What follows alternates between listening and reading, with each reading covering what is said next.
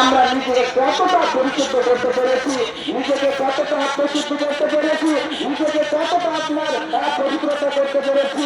আল্লাহ তাআলা বলছেন, হে পৃথিবীর মানব মন্দ তোমরা শুনে নাও, সেই হলো কামিয়াব, সেই সফলতা অর্জন করতে পেরেছে যে নিজেকে পরিশুদ্ধ করে নিয়েছে। আজকে আমরা কতটা নিজেকে পরিচিত করতে পেরেছি, নিজের অন্তরকে নিজেকে একবার জিজ্ঞাসা করুন, তাহলে বুঝতে পারবেন আমরা নৃত্য করতে পেরেছি। আমরা অতটা নিজেকে পরিচিত করতে পারলাম না, কিন্তু আল্লাহ সুবহানাহু ওয়া তাআলা বলছেন সেই কামিয়াবি হয়ে গেল, সে দুনিয়াতে শান্তি পাবে, আখিরাতে শান্তি পাবে, যে সমস্ত অন্যায়গুলোকে, নিজের পাপগুলোকে, নিজের গুনাহগুলোকে, নিজের অন্যায়গুলোকে পরিশুদ্ধ করে নিয়েছে, পরিষ্কার পরিচ্ছন্ন করে নিলে সেই হলো কামিয়াব, সেই হলো সাকসেস।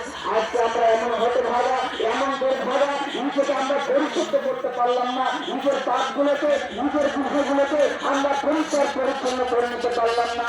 নবী সাল্লাল্লাহু আলাইহি ওয়াসাল্লাম বলছেন, সেই ব্যক্তি ধ্বংস হয়ে যাক, সেই ব্যক্তি মুক্ত হয়ে যাক, সেই ব্যক্তি ধ্বংস হয়ে যাক, সেই ব্যক্তি মুক্ত হয়ে যাক, যে রমজান মাস ছিল, মাসে রমজান মাস ছিল, এরপরে সে নিজের পাপগুলোকে, নিজের গুনাহগুলোকে, নিজের অন্যায়গুলোকে, নিজের আপনার অপরাধগুলোকে আল্লাহ তাআলার কাছে পরিষ্কার পরিচ্ছন্ন করে নিতে পারলো না, ওই ব্যক্তি ধ্বংস হয়ে যায়। বন্ধু, তাহলে দেখেন বিশ্বনবী সাল্লাল্লাহু আলাইহি ওয়াসাল্লাম এমন শব্দ ব্যবহার করলেন, আল্লাহ তাআলা বলেছেন এই সালাত আদায় করলে এরাই হবে কামিয়াব। আপনার ভেবে যে আল্লাহ তাআলার শুকরিয়া আদায় করলো, আল্লাহর নাম জিকির করলো, আল্লাহর জিকির আদায় করলো, তার পাশাপাশি সে সালাত আদায় করলো, এরাই হবে কামিয়াব, এরাই হবে সফল, এরাই হবে কামিয়াব, এরাই হবে সাকসেস।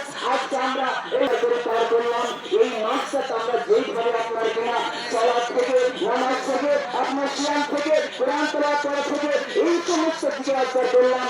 আর যে আপনার যখন এই মাসটা অন্যায়কারে লিপ্ত হয়ে যাবে, আল্লাহ তাআলা বলছেন তোমরা কখনো কামিয়াব হতে পারবে না, তোমরা কখনো কামিয়াব হবে যখন তোমরা দিনে 5 ওয়াক্ত সালাত আদায় করবে, আল্লাহকে স্মরণ করবে, অন্যায় থেকে বেঁচে থাকবে, পাপ থেকে বেঁচে থাকবে,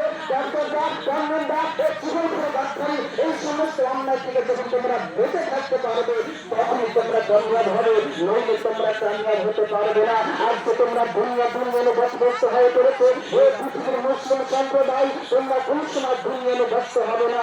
আল্লাহ সুবহানাহু ওয়া তাআলা বলেছেন, আজকাল বাইতুল হায়াতাদ দুনিয়া, বাইতুল হায়াতাদ দুনিয়া, এই পৃথিবীর মানুষ আজকে দুনিয়াকে বেশি প্রাধান্য দিচ্ছে। আল্লাহ তাআলা বলেছেন, এই পৃথিবীর মানুষ তোমরা কেন আজকে এই দুনিয়াকে প্রাধান্য দিচ্ছ, দুনিয়ার মোহে পড়ে গেছে, দুনিয়ার ভালোবাসা করে গেছে, রাখতে পরকাল উত্তম এবং সেটাই হবে চিরস্থায়ী। এই পৃথিবীর মুসলিম সম্প্রদায় তোমরা আজকে এই দুনিয়াকে বেশি প্রাধান্য দিচ্ছ, দুনিয়াকে বেশি অগ্রাধিকার দিচ্ছ, রাখতে তোমরা জেনে নাও, যদি তোমরা দোকান